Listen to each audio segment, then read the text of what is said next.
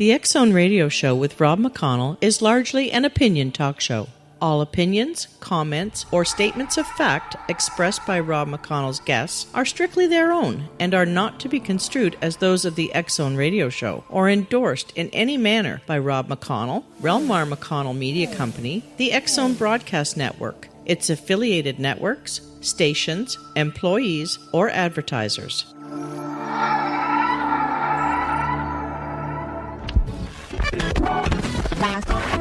All Hit Radio.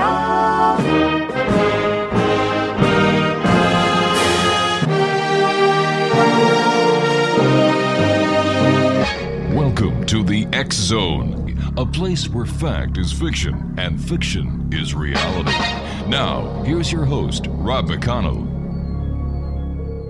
Welcome back, everyone. My name is Rob McConnell, and this is the X-Zone on the Talkstar Radio Network, and we're heard around the world on the Talkstar Radio streaming audio, as well as our affiliate broadcast network throughout Canada, the United States, Central America, South America, the Caribbean, the Pacific Rim, Europe, and Asia. And as I said, the rest of the world, what little there is now, is able to listen to us on TalkStarRadio.com streaming audio. My producer tonight is the one and only Spandex Kid from Gotham City, Batman. Batman, nice working with you again. And I guess, Batman, this is the first time you and I have worked since the beginning of the new year. So, buddy, Happy New Year to you, Batman, and to the other people in Gotham City. Our guest this hour is Eugene Stovall, Dr. Eugene Stovall, and we're going to be talking about the conspiracy theory that explains Blunders in America. Let me see. Old hands are not surprised at the United States muscling in on great Central Asian oil grab with such gusto. And tell me, Eugene, how has conspiracy theories, how do they explain the blunders in America? And welcome to the show. Thank you, Rob. I'm really delighted to be here and with your guests. Such a wide listenership is very delightful for me to be here. Oh, we're glad you're here, sir. Thank you. Conspiracy theories are as old as time. Many of the conspiracy theories are explanations for political events when official explanations seem unsatisfactory.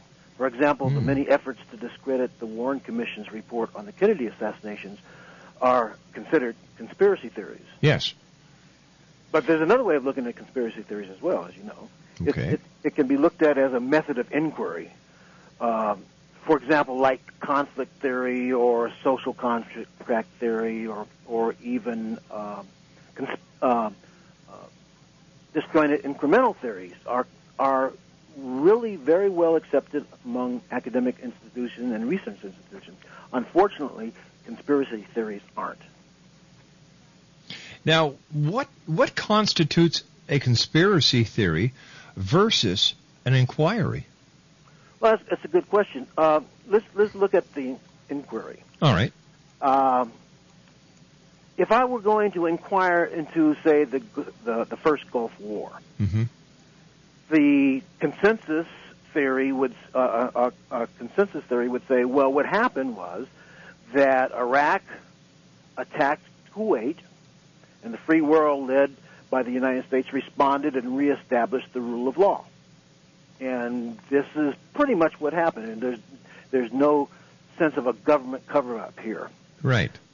But on the other hand, a conspiracy theorist might say, well, look, there were at least two green light meetings between the United States and the ambassador, two green light meetings between the ambassador to Iraq from the United States and the Iraqi head of state.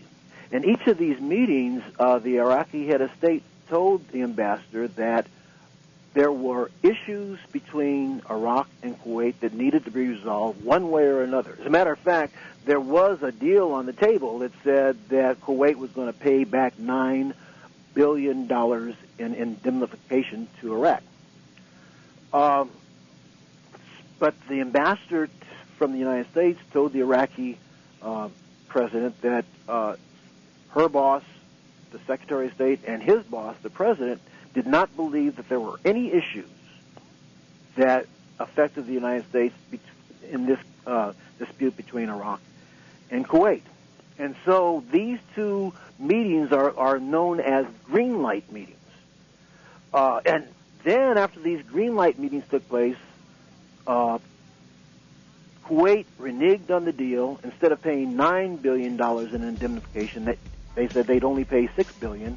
The Iraqi president got upset, thinking they had the green light from the United States, then Iraq attacked. Dr. Stovall, please stand by. We have to take a 2-minute commercial break. Dr. Eugene Stovall is my special guest.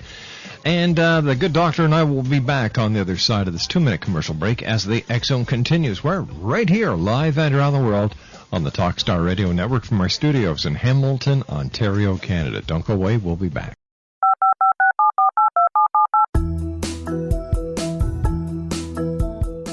Did you know that when you're on the road with limited data or Wi-Fi, you can still listen to the X-Zone radio show with Rob McConnell, The Science of Magic with Gwilda Wiyaka, X-1, Dimension X, Space Patrol, and every minute of the X-Zone broadcast network by calling 213-401-0080, courtesy of Audio Now. No smartphone, app, or internet needed. It saves your data plan, and it's free if you have unlimited minutes. Call 213-401-0080 to listen on any phone, anytime, anywhere.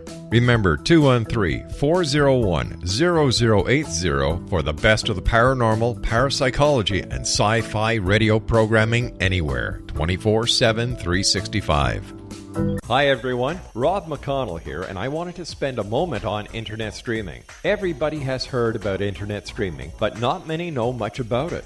Did you know the internet streams just about everything? Movies. From new releases to old classics. TV shows. Almost every show, every episode, and much more. But the question has always been, how do you do it? Well now, thanks to the folks at 123 Ready TV, I have the answer for you. They have developed a simple program app, 123 Ready TV, that you install on your Windows PC, Android smartphone, or Android tablet that can have you streaming like a pro in less than 5 minutes. You truly won't believe how much is available or how easy it is to do until you try. And for a one-time cost of only $19.99, this product is a real winner. To learn more about 123 Ready TV, visit our website at www.xzbn.net.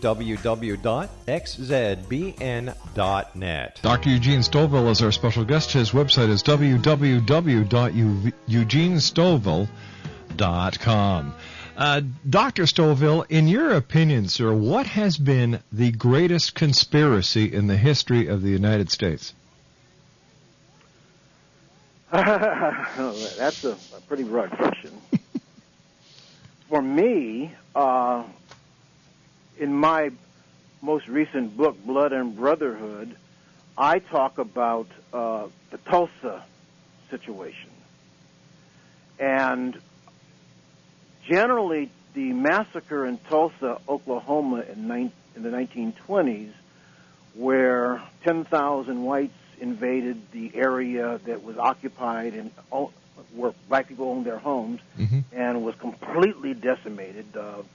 Sinclair Oil Company came in with their planes and actually dropped dynamite and other explosives on the homes and the buildings that were owned by blacks, and about 1,000 blacks were killed, and the land that their homes and businesses stood on, the Tulsa government actually condemned and allowed the oil companies to come in and purchase the land that had been condemned for little or nothing, back taxes. And now you have, that whole area above the north of the railroad tracks, which is, a big development by Tulsa, was formerly owned by blacks. That, I think, for me, is one of the biggest conspiracies, because it was not just the fact that this land was taken and these black people were murdered, but it was timed in such a way as to cover up the fact that the President of the United States was signing over the oil leases that were owned by the United States Navy Department over to a cartel that was actually headquartered in Canada and was led by such oil companies as I mentioned, Sinclair Oil Company, as well as Standard Oil of California. So to me, the fact that all these black people died and lost all their land, their possessions, and all to cover up this oil conspiracy, to me, is one of the greatest conspiracies. Not only was it a conspiracy, but it was a travesty against humanity. Exactly. Dr. Stovall, why do certain events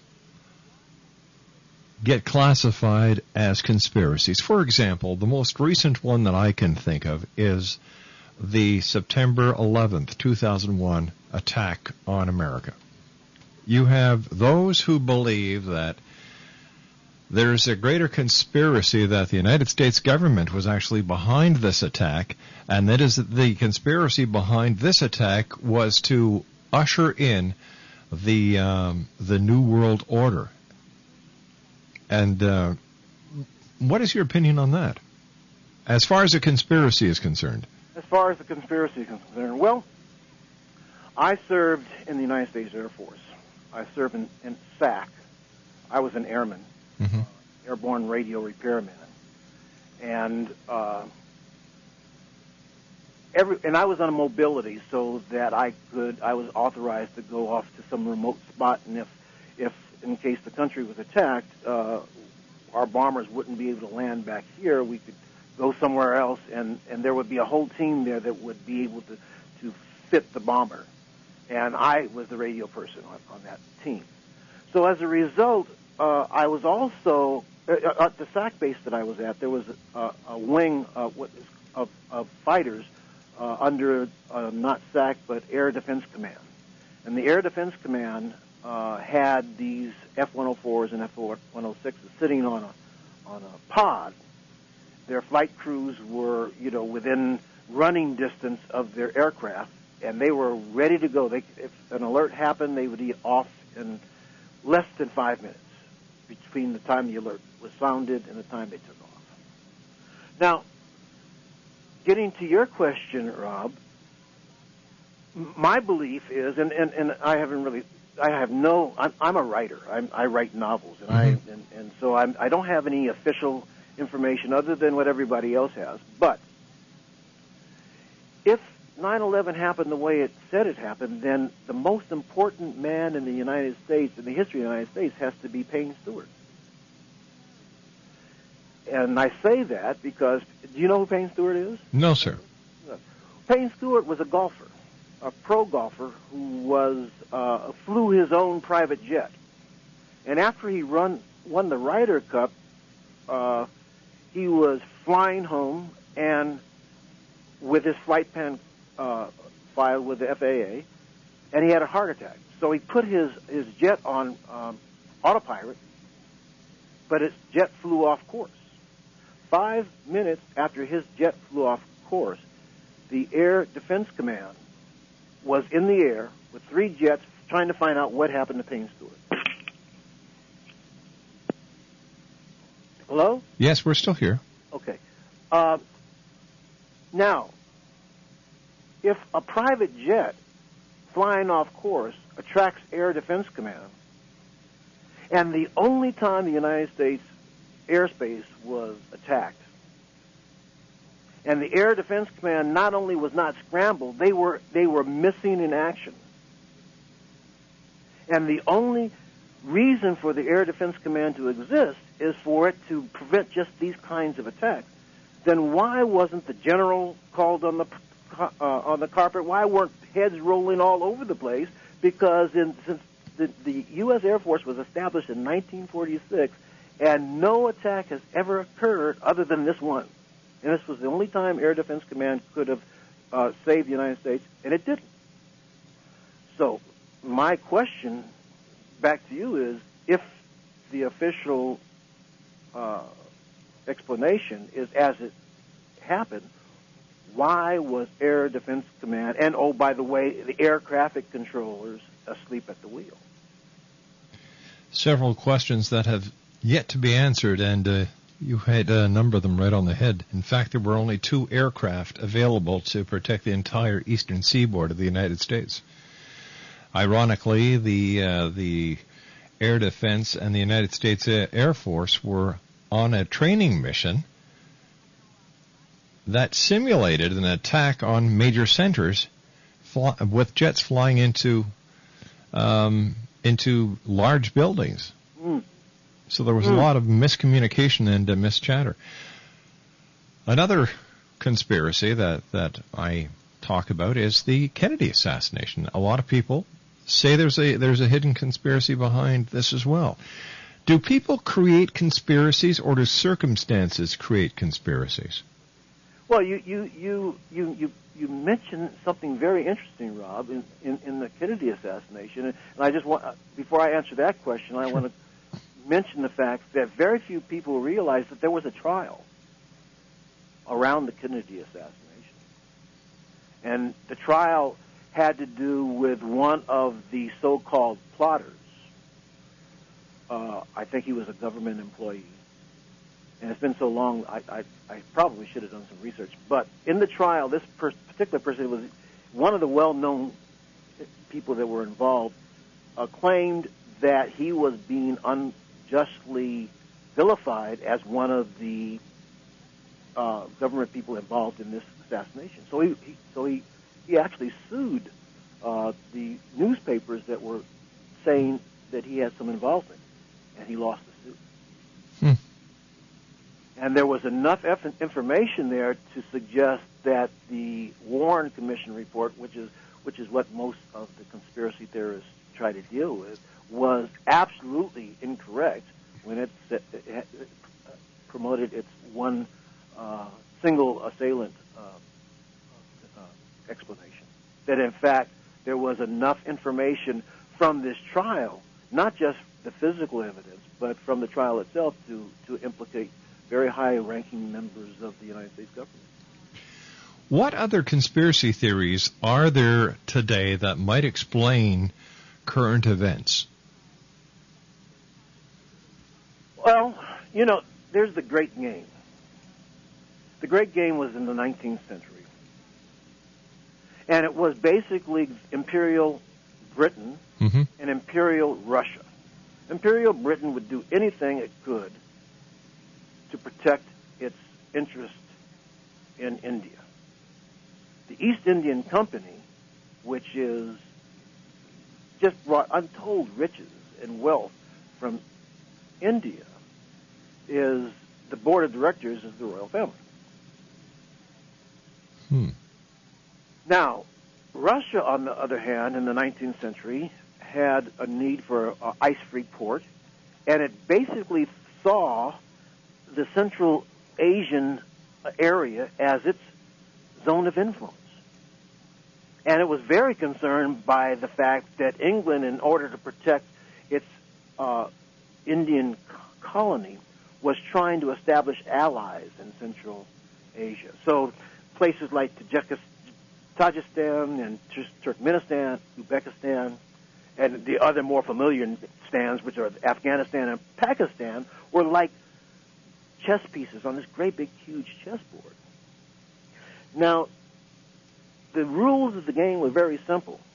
Great Britain and Russia played the same rules. They were trying to get allies. You get one of these rulers or chiefs or kings on your side, and you were loyal to them. And this is the way the Great Game was played. Stand by, Eugene. You and I have to take a commercial break. Dr. Eugene Stovall is our special guest. www.eugenestovall.com. And the good doctor and I return on the other side of this commercial break talking about conspiracies. And if you have a question that you'd like to ask Dr. Stovall, give me a call. 1-877-528-8255. My name's Rob McConnell. This is the X-Zone, live and around the world from our studios in Hamilton, Ontario, Canada, exclusively on Talkstar.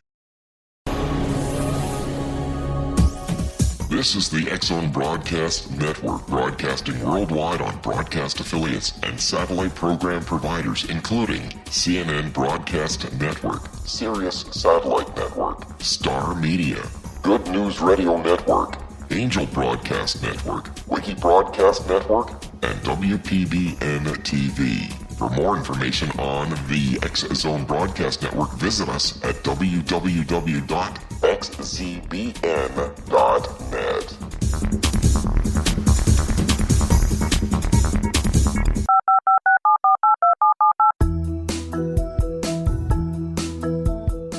Did you know that when you're on the road with limited data or Wi-Fi, you can still listen to the X-Zone Radio Show with Rob McConnell, The Science of Magic with Gwilda Wiyaka, X-1, Dimension X, Space Patrol, and every minute of the X-Zone broadcast network by calling 213-401-0080, courtesy of Audio Now. No smartphone, app, or internet needed. It saves your data plan, and it's free if you have unlimited minutes. Call 213-401-0080 to listen on any phone, anytime, anywhere. Remember 213-401-0080 for the best of the paranormal, parapsychology, and sci-fi radio programming anywhere, 24/7, 365. Hi everyone, Rob McConnell here, and I wanted to spend a moment on internet streaming. Everybody has heard about internet streaming, but not many know much about it. Did you know the internet streams just about everything? Movies. From new releases to old classics. TV shows. Almost every show, every episode, and much more. But the question has always been, how do you do it? Well now, thanks to the folks at 123 Ready TV, I have the answer for you. They have developed a simple program app, 123 Ready TV, that you install on your Windows PC, Android smartphone, or Android tablet that can have you streaming like a pro in less than 5 minutes. You truly won't believe how much is available or how easy it is to do until you try. And for a one-time cost of only $19.99, this product is a real winner. To learn more about 123 Ready TV, visit our website at www.xzbn.net. Dr. Eugene Stovall is our special guest, www.eugenestovall.com. He is the author of Frank Yerby, Victim's Guilt, and Blood and Brotherhood, a novel of love in a time of hate. And Dr. Stovall, before we went to the commercial break, we just started talking about how Great Britain and Russia conspired against each other, and the control was India in a conspiracy. Right. Well, this was known as the Great Game. Now, the Great Game was sort of ended by the First and Second World Wars. Mm-hmm. And the United States, however, was introduced to the Great Game at the outset of the Second World War because Great Britain put the Shah of Iran, who the United States put on the throne, under house arrest and held him all through the war because of the issue of oil.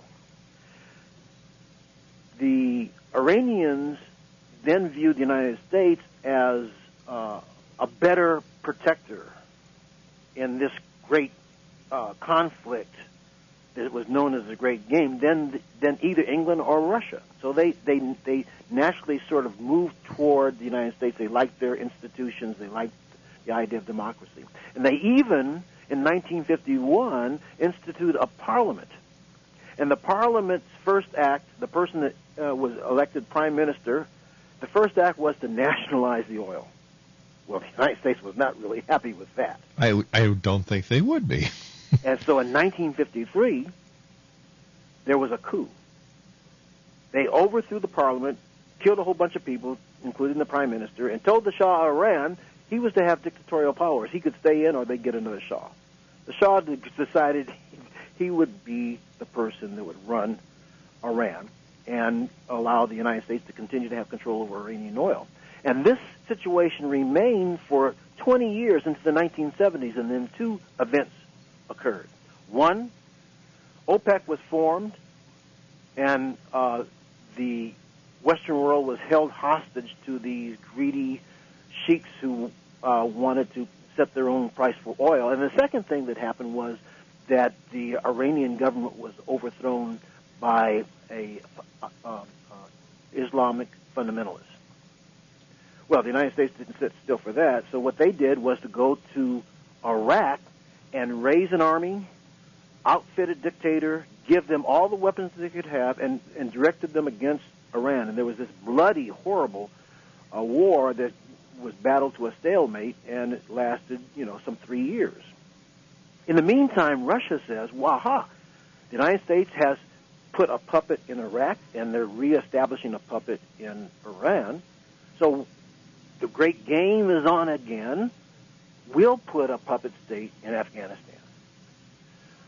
Well, the United States said that wouldn't happen, and so they raised another group called the Taliban, and they outfitted them, gave them all these weapons, et cetera, and attacked the Russian puppet government, overthrew the Russian puppet government, and some even say that Russia was so upset and demoralized over this defeat that it led to the final crumbling of the Russian Empire. So what we have here is the new great game. But unfortunately, the new great game has one real big difference from the old great game. The new great game, the client state, is not like the paternalistic Imperial Russia or Imperial England. They kill their young. So all of the allies that the United States established in the great game, Saddam Hussein in Iraq, the Taliban, even to a certain extent this fellow, what's his name, Bin Laden, all of these folk, and not to mention others, have been knocked off, bumped off, either complicit with the United States or with them not caring. Even Benazir Bhutto, who goes to Pakistan to try to aid in this new great game situation, is clearly sent to her death. So there is this real significant difference between the old great game, which went on for almost a half a century, and the new great game, which is going to be very short because there's no loyalty here. No one can trust anyone.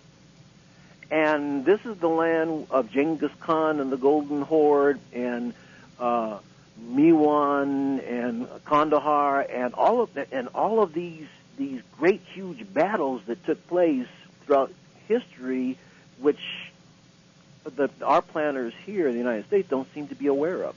All one has to do is read Herodotus and understand what they're up against. But so it seems that we had Russia and the United States playing these countries and these people and these dictators as puppets. Exactly. There's nothing new there. No. What is new is that there is this shall we say, Machiavellian cant that the United States brings to the table. For example, the United States and its Congress and its presidents declares that the Panama Canal should return to the Panamanian government. Right. And this is a political issue. This is a treaty to sign and all that. Oh, a new administration comes in and says, well, we're not going to have that happen, and because of the former dictator that we supported is in power, and we're going to turn on him, make him the bad guy, make him look like he's a whatever, and destroy that country, and then renege on the treaty. So the United States has used this as a policy in Central America very often. A lot of the dictators that they supported and trained, they helped overthrow. Even in Vietnam, the war didn't really get going good until the CIA had Diem assassinated. Yeah. So this geopolitical stance that the United States has taken, I think, is going to not serve them real well in Central Asia. It won't serve them as well in Central Asia as it serves in South America. I think that there are people that would probably be most likely to be friendly and sympathetic to the United States' interests, but because whoever turns out to be their friends winds up in the morgue, I don't think, you're going to have a lot of people volunteering. No, that's not a very nice place to end up. 1-877-528-8255 is toll free. Dr. Eugene Stovall is our special guest. He's the author of Frank Yerby, A Victim's Guilt, and Blood and Brotherhood, a novel of love in a time of hate. And I was wondering if you could tell us a little bit about Frank Yerby, A Victim's Guilt. Who is Frank Yerby? Frank Yerby was a black man. He wrote 33 novels. 4 of the novels were made into Hollywood movies. Of those 33 novels, he sold close to over 60 million books worldwide. Wow. In 30 some odd country and 20 different languages. But black folks don't know who Frank Yerby is. He is not talked about in black bookstores. His books aren't sold there. They don't talk about him in Black Studies Department. Why not? That's an excellent question. No one knows why. When I was asked to write his biography, I couldn't get the family to cooperate. I receive a lot of calls and emails from people in Europe, as a matter of fact, who remember Frank Yerby. Mm-hmm.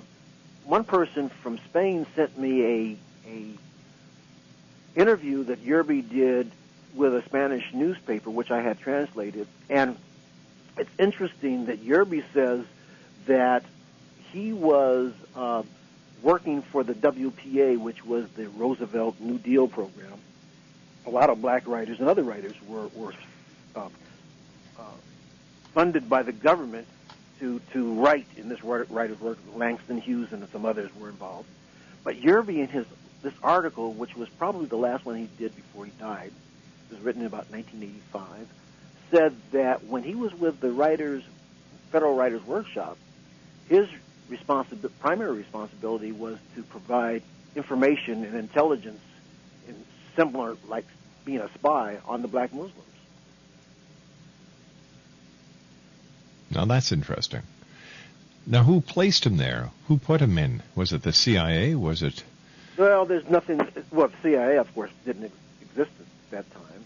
Right. But there were, it does seem that the people within the federal government at the time, Roosevelt's New Deal, would put him there.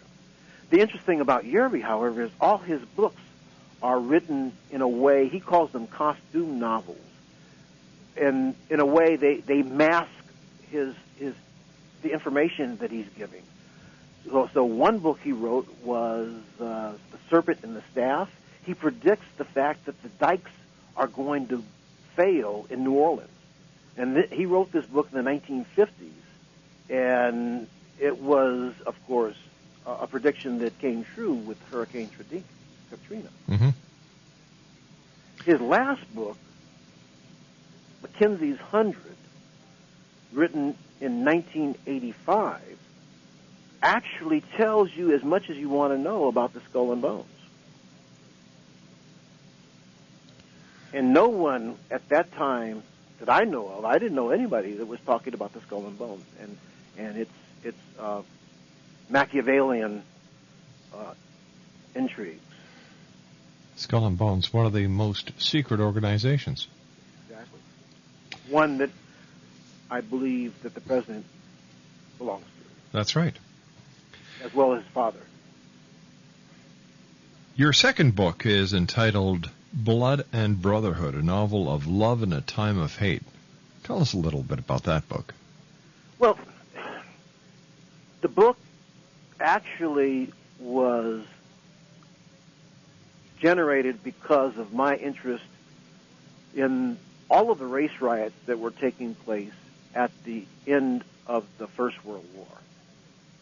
There was what was called Red Summer of 1919, where all over the country, black communities black people were being murdered, hung, and their land, they were driven off the land. In Georgia, it was the estimate was that some 1,200 acres of land a month were lost to black people just simply by the Klan coming in and driving them off the land. Either you leave or you get lynched.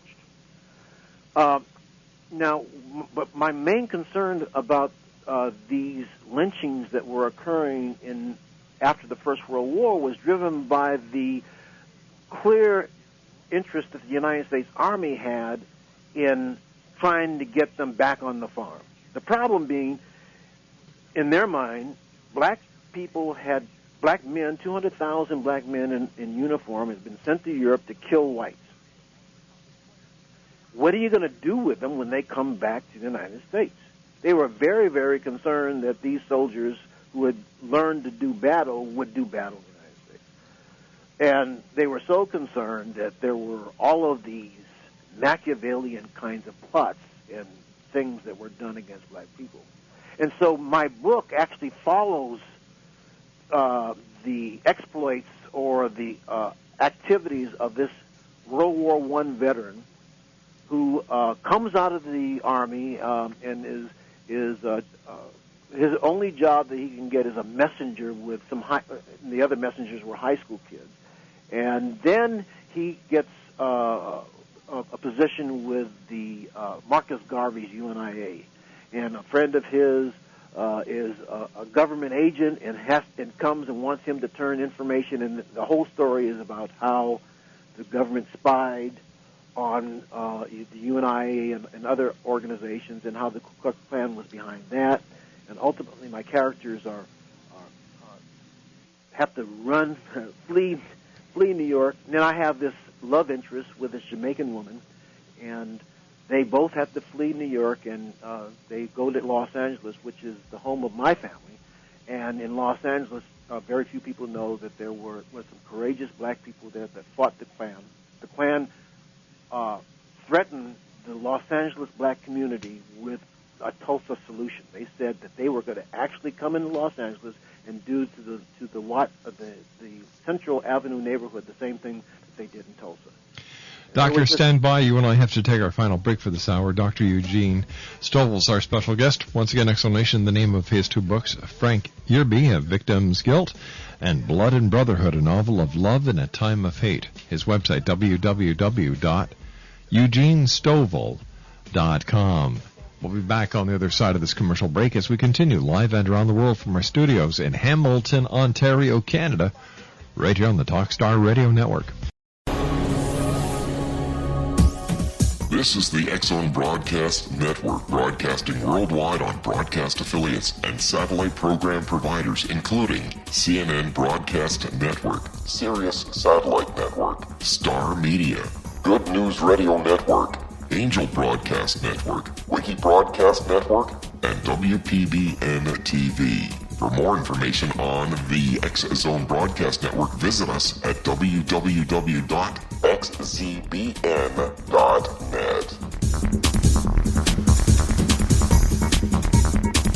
And welcome back to the X-Zone, everyone. In the next hour, we have Elizabeth Joyce joining us. She's going to be doing psychic readings for the X-Zone Nation. And then in hour number 4, we have astrologer Chris Flisher, who will be on doing astrological readings for you tonight. And if you'd like to talk to either one of our last two guests tonight, who are going to, Elizabeth Joyce, she joins us on a regular basis here doing psychic readings, and Chris Flisher, internationally known astrologer. If you'd like to get either a psychic reading or an astrological reading, all you do is you pick up that phone and dial 1-877-528-8255. That's toll free at 1-877-528-8255. Dr. Eugene Stovall is our special guest this hour. www.eugenestovall.com. And first of all, Doctor, thank you very much for joining us tonight. It's been a pleasure talking to you, and it's been a delight for me. It's been an enriching hour with so much history, and I want to thank you very much for joining us. You're quite welcome. We talk a lot on this program about conspiracies, conspiracy theories, and I guess one of the ones that we focus on is the UFO conspiracy, where the government has knowledge of UFOs. They've done the reverse engineering of the UFOs, and that the aliens are here. The government knows about it, but they're not letting the public know. Personally, I don't believe it, because if Bill Clinton cannot have an affair with Monica Lewinsky in the most secure building in the United States without the world finding out, how in the name of heaven are you going to hide a UFO and 3 aliens?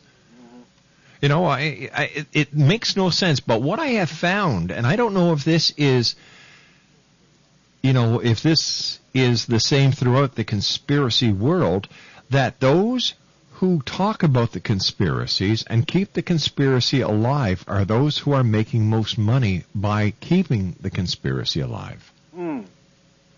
That's interesting. I have a completely different view of the UFO space thing. As a matter of fact, my son and I have have a lot of arguments. My son is just graduating, getting his master's at Johns Hopkins, and I'm quite proud of him. But we kind of go at each other. The take I have on conspiracy as far as the spaces. We've got about 30 seconds. There is no space. That in fact there never was space. There's no such thing as space travel. That if you look at if you think of the moon being some trillion tons of weight, and it circles the Earth, and it doesn't deviate, and there's the scientific precision instruments can tell you where the moon's going to be within a gnat's eyelash, then there must be something keeping it there.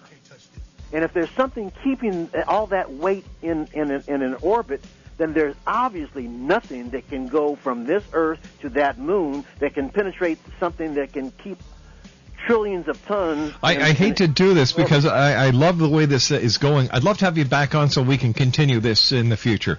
Sure.